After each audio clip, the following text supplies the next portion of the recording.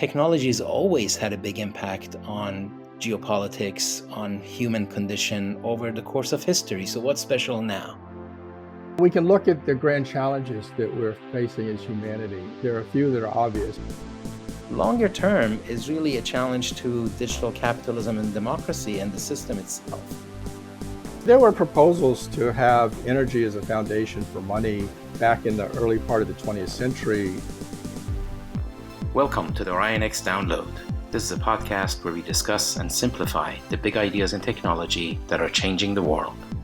Hi everybody, welcome to another episode of the OrionX Download. And as usual, I have with me Dr. Steve Perno, my brilliant colleague. Steve, how are you? Hi, Shaheen, and great to be here again, as always. Absolutely. So we have a major topic that we've been wanting to cover for a few years, and today is a good time to finally do this, and that is technopolitics. And we're going to unpack this in the next 30, 40 minutes and beyond. As you all know, we've been covering advanced tech under the umbrella of digital transformation for a few years now. That means IoT, 5G, HPC and supercomputing, AI, quantum computing, cryptocurrencies, fintech in general. And as of recently, Steve, you've been looking at fusion and a bit of space. Now, we've noted a few years ago that the impact of technology on everything is just mushrooming, and that has an impact on global competitiveness and therefore on policy and supply chain. And we obviously see that out there in the gold rush frenzy that is observed towards advanced technologies, exascale supercomputers, quantum computing, AI for sure, space tech, biotech, robotics, on and on. So really, maybe the first question we can tackle before we unpack it further is that technology has always had a big impact on geopolitics, on human condition over the course of history. So what's special now? And my view is that what's different now is its scope, its scale, and the speed, and the fact that the engine of technology this time is information. It's different. How do you see why technology now? Yes. Well, I think it's our thesis at OrionX that technopolitics is coming to challenge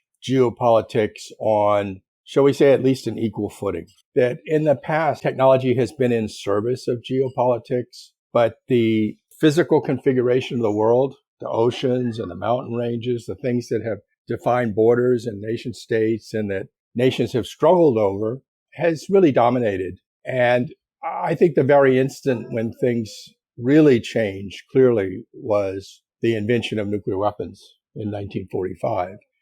And then the ability with intercontinental ballistic missiles to send those anywhere on the globe. So that became an existential thing, and it defined the post-war era throughout the rest of the 20th century. And it was a point where technology became so important that politics aligned around it. The Cold War was really a response to the fact that you couldn't fight a hot war, that they had to have some sort of peace in place between the two great powers. And then again, from the end of World War II, Moore's Law went into force, particularly once we invented the transistor just shortly after the end of World War II. And that's the one that we've all experienced, and we've seen how technology has become more and more important. So our frame is that right now, technology is becoming the platform and forcing function for geopolitics and the economy, and that it has been a major force in globalization and in trade around the globe and in,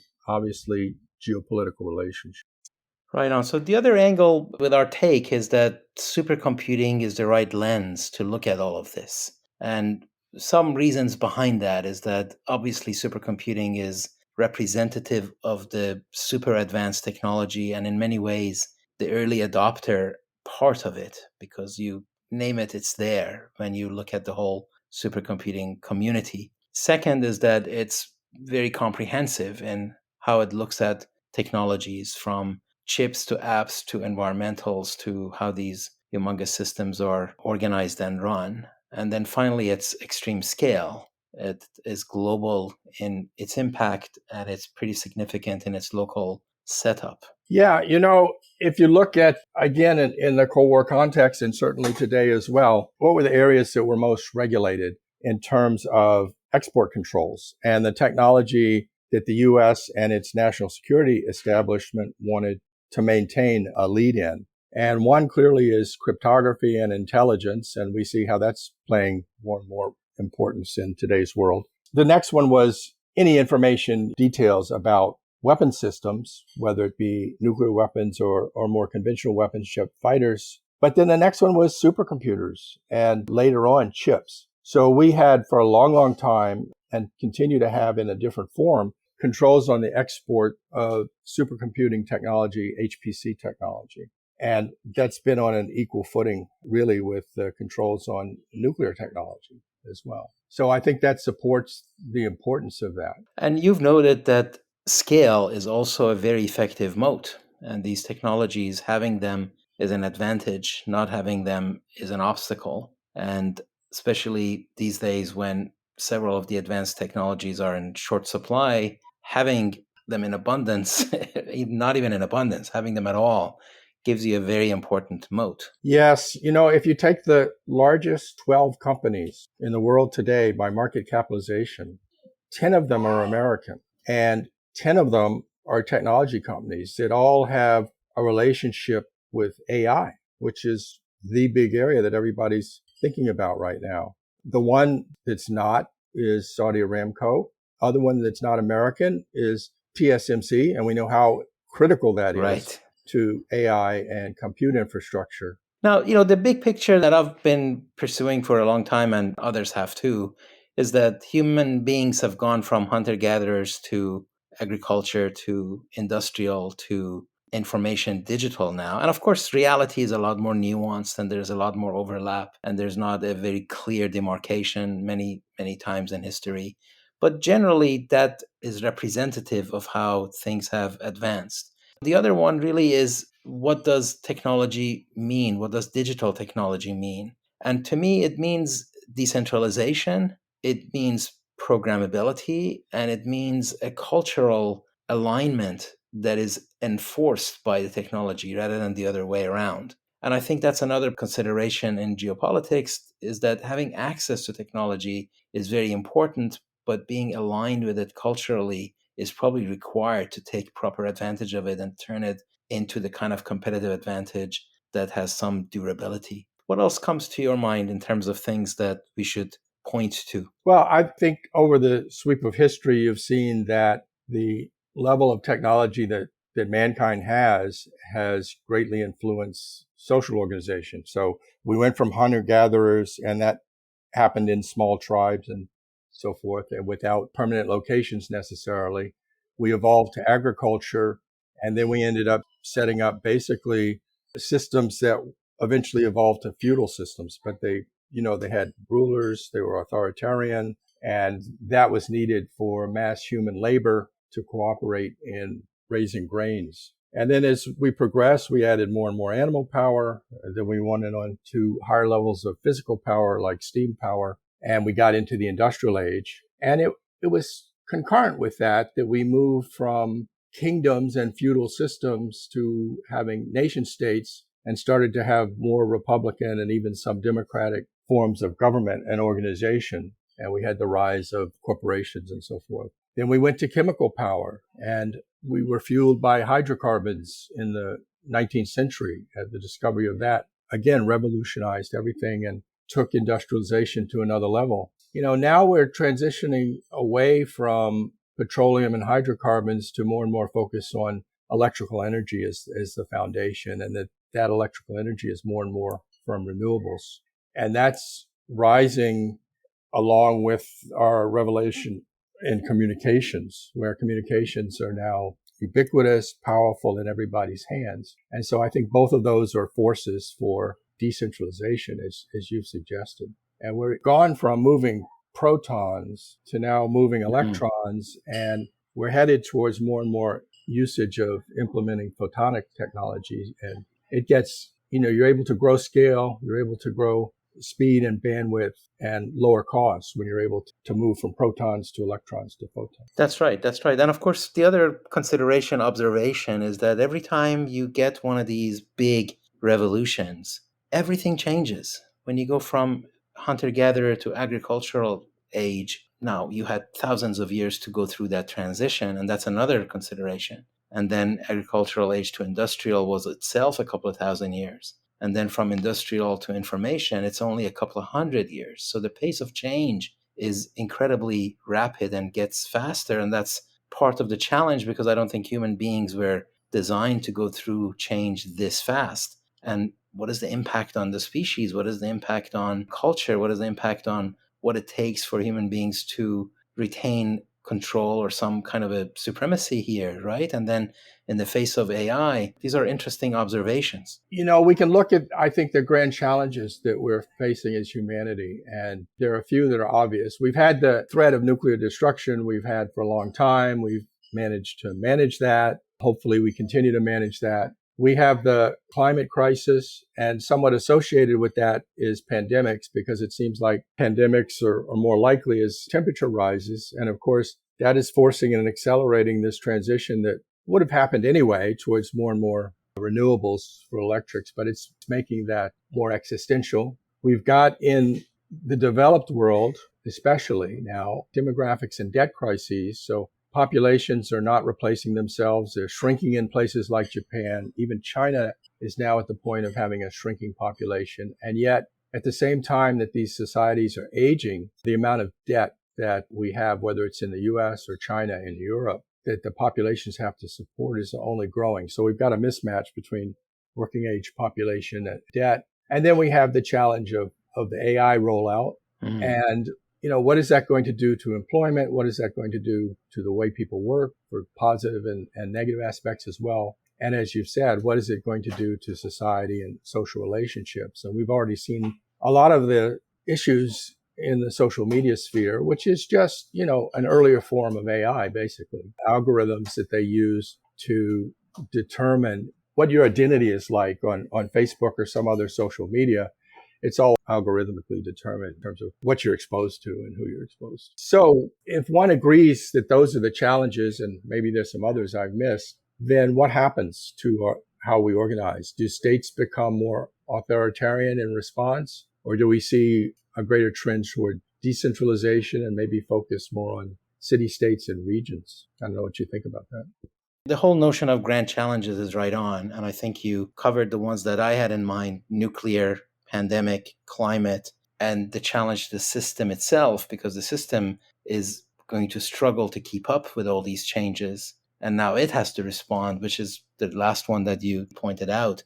And then, of course, AI. And the AI challenge, I believe, is in three categories. The short-term challenge is digital mistrust and the ability to have deep fakes, and armed with the dissemination power of social media, that's going to cause self-harm. So short-term is digital mistrust causing self-harm. Mid-term, I see it as digital labor, the ability to transition some jobs to heavily augmented or completely replaced by AI. And that doesn't have to be wholesale for it to have an impact, a disruptive impact on society. And that is going to challenge the economic models. So the midterm, digital labor and economic models. Longer term is really a challenge to digital capitalism and democracy and the system itself, and the need for a new model. Those who get it right will have an advantage for the following many decades. So the stakes are very high to get this right. But I keep coming back to that decentralization, programmability, and cultural issue, that you're not going to get it right in the absence of the right culture, the absence of the right structure. As you mentioned, going through the history, some of the practices have shifted, social activities and how work gets done has shifted, and that is poised to have to shift again. When it comes to the relationship between government and AI, there's two major sides to it. One is, how do governments regulate AI? Should they, and in what manner? But the other is, how should they employ AI? And we know they're going to employ AI. They're certainly going to employ AI in the military, and they're going to use it as part of the larger umbrella of information warfare and cyber warfare. But they're also going to use it to manage conventional warfare and logistics for conventional warfare. But then AI is going to be used in the other functions of government as well. It's going to be used in the court system. It's going to be used in the healthcare system. We're already seeing extensive usage of AI in the healthcare system. So when is it appropriate for AI to contribute to writing legislation? It's going to happen. There's probably some intern on Capitol Hill who's already using ChatGPT to draft proposals for legislation. That's probably a good assumption. You're right. Now, it's also an observation that every time these big revolutions happen, while they impact everything, they solve some of the problems of the previous revolution and perhaps create problems of their own that perhaps other future revolutions are going to have to solve. So we do see the ability to solve some problems because we now have that capability. Industrialization solved a whole lot of problem. Medical technology solved a whole lot of problems, increased human longevity, etc. But also industrialization created the climate challenge that we now have. And you can now see that AI is going to solve some problems even as it produces some new problems, albeit those problems may just be transitory. Like, how do we transition from where we are to AI nirvana? Even if you grant it that it's going to be all great, between now and when you get there, a whole lot of people might be impacted negatively. And that's a disruption to society that we can and should try to avoid. I don't know how we would decide what AI nirvana is because AI is evolving on a time scale of exponentially on a time scale Yes, of less than a year, right? that's So right. right now and for the rest of this decade, it's going to grow a factor of E every year, if not higher. And who's growing it? The 10 largest companies in the world. They're in the pole position for scaling up to the most powerful models. So it's hard to imagine government doing that much to slow them down. There's this movement that said, well, okay, we should take a 6-month pause. It's not going to happen, No, that's right? impractical. People Yeah, people are going to proceed. yeah, And yeah. some individual like Jeff Hinton, very important leader, can resign from his position at one of these companies and sound the alarm, but it's not going to slow that company down from doing what they were going to do. No, I think things like that, well, first of all, it's so difficult to get consensus on anything, let alone something that promises such big advantages. People are going to pursue it, and your best bet is to try to stay competent and stay in front of it and try to have good policies in place that allow your population to react to it properly. But I think it's coming. And as you mentioned, it's coming so fast that really the ability of humans to keep up with it is probably the rate limiting step. So I think we're at the point now where the best we can do is think about guidelines and principles. It's very hard to imagine encoding legislation, that's going to force some company to put weights on their AI to decrease how much electrical power they use in their large language model in its learning phase, or to limit the number of GPUs that they throw at the next version. I'm reminded of a paper that we wrote at this point 6 years ago, was it? When we said, is HPC the future of AI? That was the paper. Mhm. And I believe that paper ended with Asimov's laws. I just found it as we were talking. And the last sentence is, can we successfully program in Asimov's three laws? And I was delighted to see that those three laws are coming back into the conversation. I've been seeing them. Yes. By the way, in 2 days, Asimov's Foundation, the second season, is going to go out. So we all need to watch that. Yeah. But coming back slightly to Earth, one of the things that we mentioned is in the grand challenges is demographics and debt. And we haven't talked yet about the role of cryptocurrency and blockchain and Bitcoin, but those really were a response to demographics and debt. Bitcoin was introduced in the wake of the great financial crisis in the 2008-2009 timeframe, with the paper published on Halloween Day 2008 and the first block beginning on January 3rd the following year. And what we're seeing in response to this demographics and debt challenge, as well as the other challenges that we're facing, is that there are growing strains in the fiat system. And the great financial crisis revealed that. And we've revealed it again as we saw the response to COVID, and the money supply got pumped up a lot. Money got dropped from helicopters, figuratively, to the population to keep the economy alive. And we've seen the results in terms of inflation. We've seen the results in terms of high interest rates from the COVID response. So there are growing strains in the fiat system, and we're seeing also challenges to the dominance of the US dollar as the global reserve currency, in particular from the BRICS. Now, in the past, the euro was put together as more than 24 nations now are in the euro. But they really have been primarily using that in their own trade group. It has not really been a challenge to the dollar, which continues to have the vast bulk of foreign trade, foreign exchange, and reserves for other central banks. But the BRICS, the core countries of Russia, China, India, Brazil, Saudi Arabia, are looking to expand. And there are as many as 30 countries that are asking to join or in various stages. They're going to have a meeting next month, and it's expected that they'll at least double the membership and introduce another half dozen, roughly, countries into the formal organization. And they've started to promote the idea of a BRICS currency that would be a digital currency.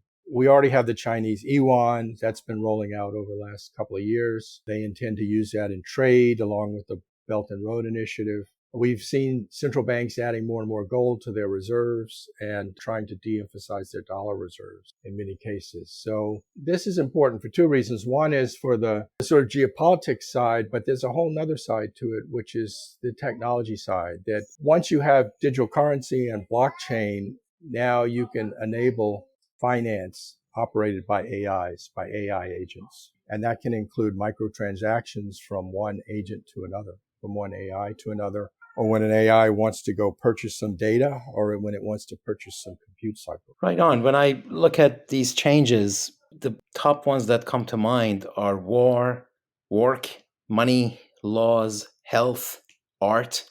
Art is usually the canary in the coal mine by being an early indicator of the change that is coming, and even spirituality itself. So, as you mentioned, when it comes to money, that is a representation of value. We've had several conversations on the nature of money and how it's been evolving and what's happening. And when you combine that with digitization, that really is where decentralization, programmability, and culture come right back in. And that programmability is critical to allow different forms of transactions and payments.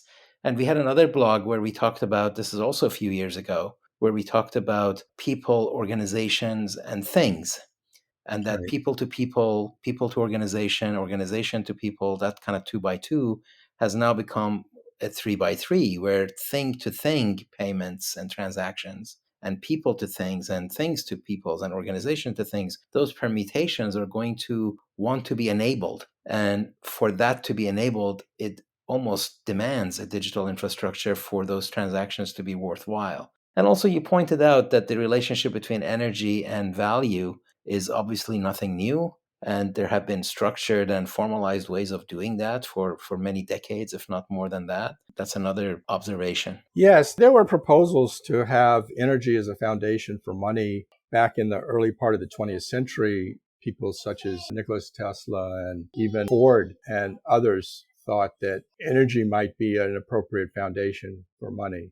Bitcoin is essentially encapsulated energy together with, of course, the cryptographic techniques that allow you to prevent it from being counterfeited or double spin and to create a decentralized ledger. But that encapsulated energy now is, while substantial, is not a huge contribution to the carbon budget, but it does have to be substantial in order to ensure value. And it's different from how we used to think about money, which is you create the money and then you have to secure it. You have to put it in a vault. You have to have armed guards. Well, now the security is automated. So you don't need, it is the vault. Mm. It is its own complement of armed guards. And it is its own Brinks truck to move it around. And in fact, anywhere on the globe. And because we have Lightning and other second layer solutions for Bitcoin and other cryptocurrencies, then we have the possibility of having very small transactions. And this is what enables things to things, because they can be very rapid, very tiny if necessary, and then they can be bulk settled back to the main chain at some future date, just as we have a multi-layered payment system and dollar system. So let's end this episode, and we'll hope to come back to it more regularly with the quote soft power that cryptocurrency, especially Bitcoin, can enable, and the master's thesis that has been getting quite a bit of attention. Yes, that one was entitled Soft War. It was written by a major who did a master's degree at MIT, and he's gone a bit quiet. He's back on duty, but he also referred to bit power. So the theme is that more and more we're in a cyber war and information war. Less and less we may be in a kinetic war. To some extent, you say nuclear weapons are obsolete because you can't really use them. They're just sort of there to ward other people off. And we have the same issue with robotics and drones and AI, possibly passing the threshold that nuclear weapons pass. That is just existentially dangerous to humans. And, so there are pressures on us to find other ways to compete. And so the software idea is competing in cyberspace with hash power, and Bitcoin would be one way to do that. Brilliant. All right. Well, thank you everybody for joining. Thank you, Steve. We're going to come back to this because as we get more into policy and more into the analysis of what is going on in the world today, we think this kind of a technology-based, technology-centered lens is helpful in pointing out to new ways of explaining things that sometimes make really very good sense. So we're excited about that and hope you are too. Okay, thank you. It's been interesting. I think we can declare now that we're technopoliticians. We're not running for anything, but in terms of, we'd like to talk about technopolicy at least. That's exactly right. All right, take care. See you later. Okay, take care. Bye.